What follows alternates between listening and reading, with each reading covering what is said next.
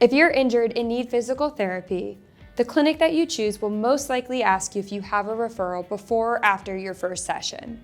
But what do you do if you don't have one and don't know how to get one? The front desk staff at any clinic will be able to tell you the process of getting a referral and whether or not you're actually required to have one for treatment. In this video, we're going to talk about the different referral requirements depending on the state you live in and how it relates to your insurance coverage. Knowing how referrals work will help you feel more informed when you begin your physical therapy treatment.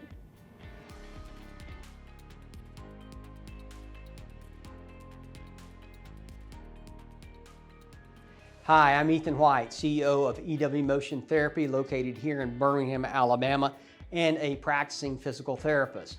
Listen, one of the most frequently asked questions we get is, do I need a referral to come see you guys? Do I need a referral for physical therapy?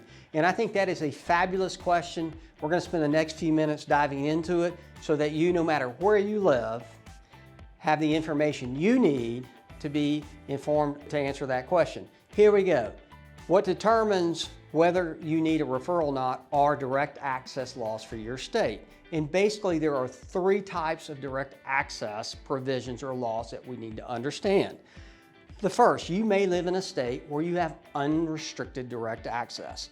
Two, you may live in a state that has direct access with certain provisions tied to it. And third, you may live in a state or jurisdiction where you have what we call limited direct access. The question that follows that is always, okay, great, I understand direct access. How does this affect my insurance? Will insurance automatically pay for my physical therapy services? So let's spend the next few minutes, let's dive right in so you can be better informed and make the best decisions for your healthcare.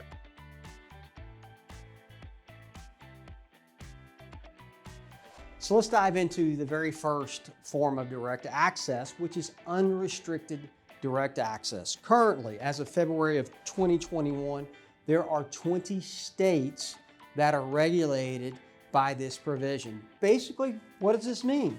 This means that you can go to your physical therapist, you can be evaluated, a treatment plan can be developed, delivered by your physical therapist, and it does not require a referral from a physician or a certified medical provider to do so. Your physical therapist is allowed to evaluate, treat you, design a plan that fits your condition or your injury and move you towards the path of recovery. So that's states like Kentucky, Alaska, Massachusetts, and many others. If you live in that state, those type states, you have what we call unrestricted direct access.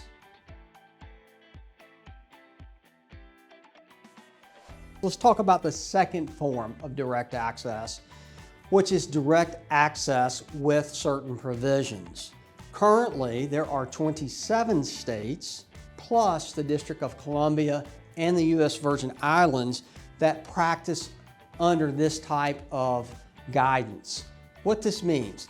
Basically, this means that you can still be evaluated and treated by a physical therapist without a direct physician referral, but it just places certain layers or certain limitations. Often, the case is that it limits treatment to a certain number of visits. Say you get an evaluation, you're allowed maybe 5 to 10 visits, and at that time, a referring healthcare physician, a doctor, has to sign off on the plan of care or give a referral for continuation of treatment.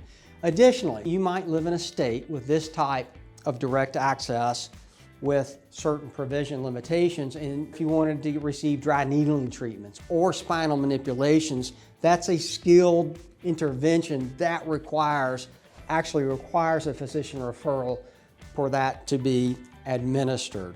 And so in that instance, your therapist would need to work with your doctor to get that referral sent, or send a plan of care stating that they would like to add that intervention to your treatment. Your physician or referring medical provider would sign off on that, and you are good to go.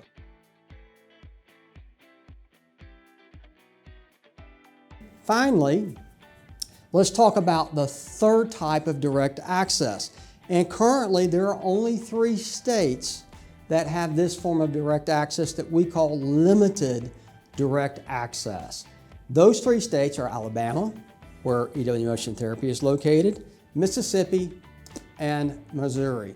Basically, what limited direct access means that if you're injured, if you're hurt, you're in need of physical therapy services, your physical therapist may evaluate your condition for the need for physical therapy, but they cannot commence a treatment plan until your physician or referring medical provider signs off on that plan or agrees to send a referral over for treatment to begin.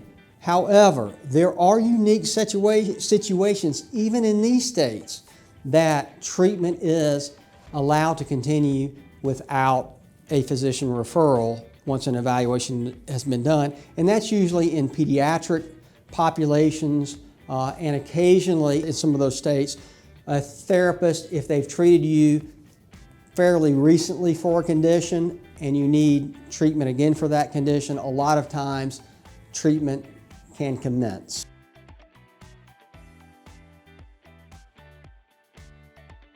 The next question I'd like to address is the one that always comes after, do I need a referral? And that is, will my insurance pay for it? And listen, here's the thing. If you have insurance, you should use it. But you need to know this. Some policies, many policies, only pay for physical therapy services when they're prescribed by a physician or approved medical provider. In that instance, if that's your policy type, and you went and you were evaluated by a physical therapist in an unlimited or unrestricted direct access state and treatment was administered, but your policy said that it would only pay for services prescribed by a physician, your insurance won't pay in that instance. So make sure you know your policy and your coverage provisions, and then that way you can better make decisions for your health, decisions for your budget, and ultimately get the treatment that you need. Now that you know the different referral requirements, you'll be better prepared at your first physical therapy visit. As Ethan stated, it's important for you to understand your specific insurance plan and whether or not it will cover your treatment. Click the link below to watch our video on insurance for physical therapy. During this video, we break down the different factors that will determine whether or not your insurance will cover your treatment.